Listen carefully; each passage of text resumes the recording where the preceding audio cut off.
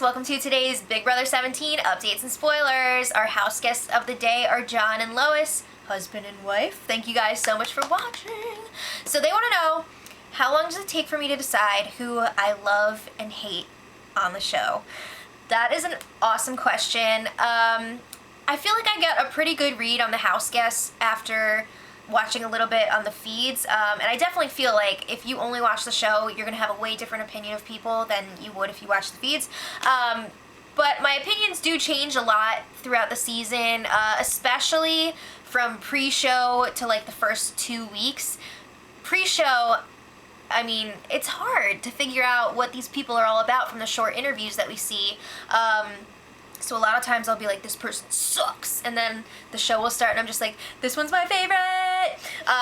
But like I said, it changes a lot because this is one of those shows where like anything can happen. One move could just like totally change your opinion of someone, or at least that's how I feel. So I feel like I flip-flop a lot. But yeah, I don't know. It's different for each person. I don't know. But let me know what you guys say, what you think about that. All right, so let's just jump right in.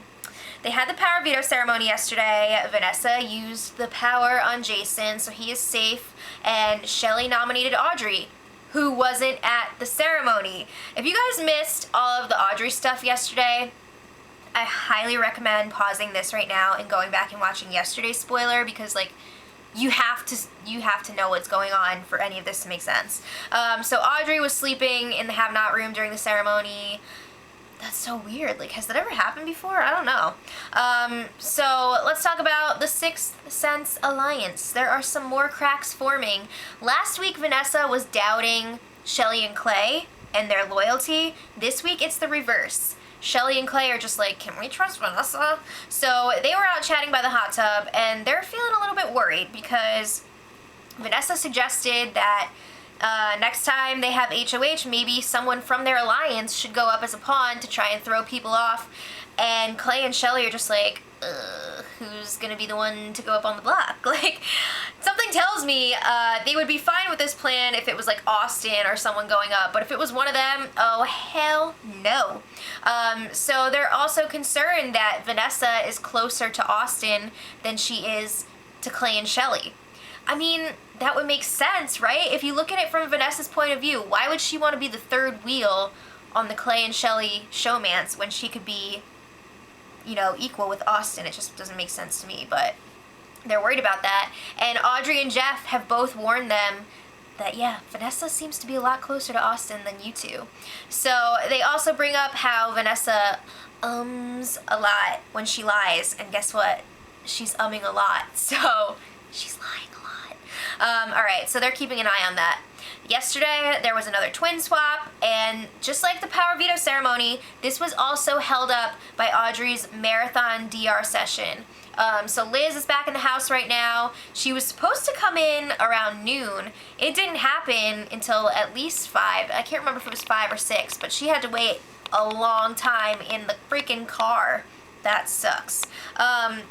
So when she got in the house, Austin was filling her in on all of the Audrey drama that she missed, and Austin was like, I just wanted you to get in here, and like, I almost broke down the diary room door like 6 times, and he was like, yeah, she was in there for like 5 hours, and now she's lying in that dentist chair making witchcraft. Really, Austin? She's making witchcraft? So yeah, they were talking about all the Audrey stuff, and then Liz is like freaking out because she's supposed to be in this Wax Street Boys routine, and she wasn't there when they learned it, so she's just like, what am I gonna do? She's freaking out. So speaking of the Wax Street Boys, Jason was talking to Johnny Mac, his fellow bandmate, and he was like, guess what? The twins just swapped, so this next dance is gonna be hilarious because she doesn't know what's going on. Meanwhile, Austin pulls Liz into the cabana room, and he starts teaching her the dance. He's been watching the dance because he knew that this was going to happen, so he's teaching her the moves. And a little while later, the pager / beeper goes off, and it's time to dance. So Austin totally like toddlers and tiaras it. He does the dance on the sidelines like a freaking pageant mom, like, you know? So he's doing that. I don't think Liz really needed it. She seemed to have a pretty good grasp on the routine. She survived. She knew all the steps. The only thing I will say which was a dead giveaway. Right before they started, she didn't know which side she was supposed to be on. Like, she was on the wrong side of Johnny Mac, and Jason was just like, you're over there. So, that was a dead giveaway. But last night, some of the house guests were feeling a little pranky. Steve fell asleep in the backyard, which means it was prank time. It was also revenge time for James because Steve poured honey on him while he was in the shower. So James was like, you know what I'm gonna do? He goes over to Steve, who's sleeping in the backyard, and Steve has his mouth open like... So James friggin' goes over and pours honey into his mouth, and Steve is just like, well done, well done. Like, he literally wakes up and just goes, well done. It was hilarious. It was really funny. All right, so then Meg and Jason were chatting in the bedroom, and they were like, did you notice that every time the twins swap, Austin goes over to the hammock with them? Yeah, they know what's up. They're like, Austin is filling them in on everything they missed, so obviously Austin knows about the twist. He's in on it, and he's helping to protect them, so they want to keep an eye on that. Let's bring back the Wax Street Boys. It was a pretty low-key night last night, with Audrey spending a lot of time in the have-not room. There wasn't really that much scheming going on. But the Wax Street Boys hired some backup dancers. Clay, Meg, and Steve all learned the routine. They joined in for one of the performances. It was pretty funny. And let's talk about Audrey again. It seems like the have-not rules have been temporarily lifted for Audrey. She was in the have-not room, but instead of sleeping in the chair for a while, she was like on the floor behind the chairs, and it looks like she's allowed to eat normal food for right now because Becky brought her some pizza, and then James made her an omelet this morning, and she was eating that, so I don't know what's going on there, but it seems to me like there's actually something wrong because Big Brother wouldn't just lift the rules, you know? So I really hope that she's gonna be okay.